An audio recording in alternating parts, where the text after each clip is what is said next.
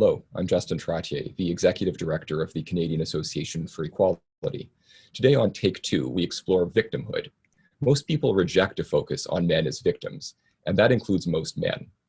Victimhood is a dead end, and categorizing men as victims can lead to a brutal and unnecessary competition between the sexes over who has the bigger list of grievances.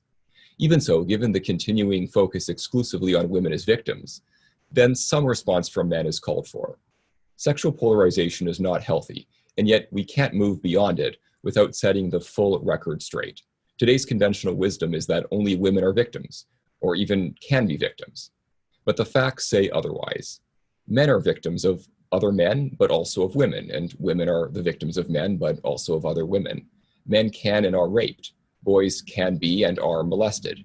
Yet since the mid-1970s, most women and most men have been increasingly conditioned to believe that men have all the power in all things.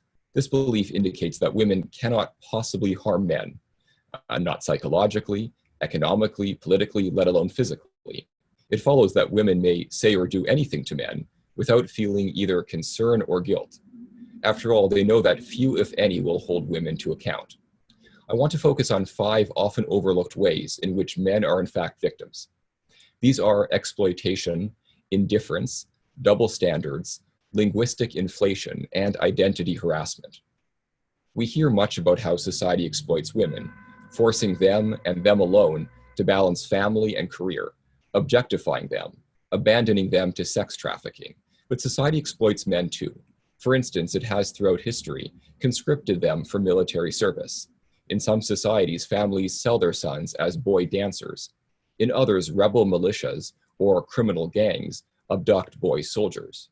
When or if these boys return, they are often unable to rejoin society. They become burdens to themselves and dangers to others. Historically, every society has exploited male bodies to plow fields, to build roads, and to do some of the most dangerous jobs. That's the reason why today in Canada, 95% of workplace fatalities are men. Moreover, society has expected men to be the economic engines for the family, the city, the country. To do all of these things, often without complaining, men have become stoic, emotionally hardened, and not in a healthy state. A more subtle problem today is indifference. Most women and most men ignore familiar vital statistics when they show the vulnerability of men. Want some examples? While men die from most causes of death earlier than women, men drop out from school at much higher rates. Men have higher rates of imprisonment, of homelessness, and of suicide. Most of us, but men in particular, are reluctant to admit vulnerability, even to ourselves. The hard shell of what society has now defined as, quote, toxic masculinity cannot allow for cracks. So men don't expect police officers or medical personnel to believe that women have attacked them. And men don't want anyone to think they need help. When they do speak up, not surprisingly, they get disparagement, but not help. Journalists love to depict a female victim or activist, especially if she's young, white, attractive, and middle class. The federal government deliberately confined its national inquiry on missing and murdered Indigenous Canadians to women, although it is widely known now that there are more missing or murdered Indigenous boys and men than there are girls and women. Indifference to boys and men is tragic, but also logical, because identity politics and much of feminist analysis focuses on the question of power, and men, who are presumed to have all the power, can't then be victims. Not of violence, not of skewed legal procedures, not of ridicule and scorn. Yet the media is replete with dad jokes, not mom jokes, ads that portray men, not women, as clueless, cruel, or both. Men aren't victims, it would seem. They can't be. An associated problem is that of double standards.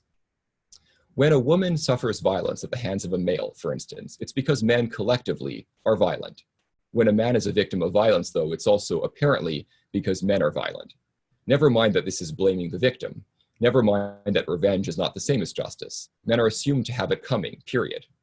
Unlike the alleged victims of sexual crimes, who are often simply and expediently labeled only as survivors, alleged perpetrators are identified by name and widely shamed, both pre and post-trial. For even if acquitted, they can never restore their reputation. Men are victims also of linguistic inflation, While this may sound minor, it has profound effects on law and ultimately on justice. The expansion of the legal definition of sex crime to include accusations of both major and minor offenses, for instance, blurs important legal distinctions and also creates the impression that all men, no matter how great the alleged transgression, are rapists in either intent or deed.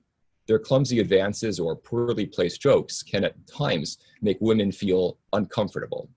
These are deemed microaggressions and supposedly pave the way for all men for the real thing. This brings me to one of the most serious but under-recognized ways in which men may be victims.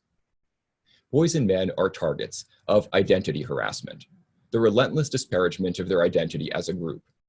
When men aren't deemed guilty of sexual harassment, they might still be guilty of manspreading, mansplaining, and other such labeled crimes. Too many boys learn early that they are problems, not people, and that society has no room for them, specifically as male humans. To have a healthy identity, all people, whether individually or collectively, must be able to contribute to society at least one thing that is A, distinctive, B, necessary, and C, publicly valued. Boys today learn, and men today soon realize, that they can no longer do so. Either alone or with help from the state, women are encouraged and supported in building lives for themselves and their children apart from men.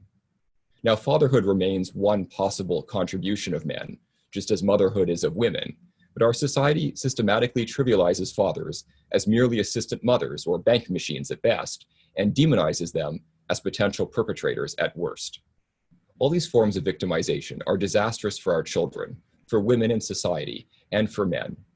Children who experience only one parent are at much higher risk of numerous serious psychological, social, and educational disadvantages. We know now that boys and men who have no healthy identity often drop out of school, out of society, or tragically out of life altogether. The victimization of boys and men through the mechanisms we have discussed is not only dangerous on practical grounds, but wrong on moral grounds. This needs to stop, and as always when advocating change, increasing awareness is but the first step. For Café Take Two, I'm Justin Trottier. Thank you.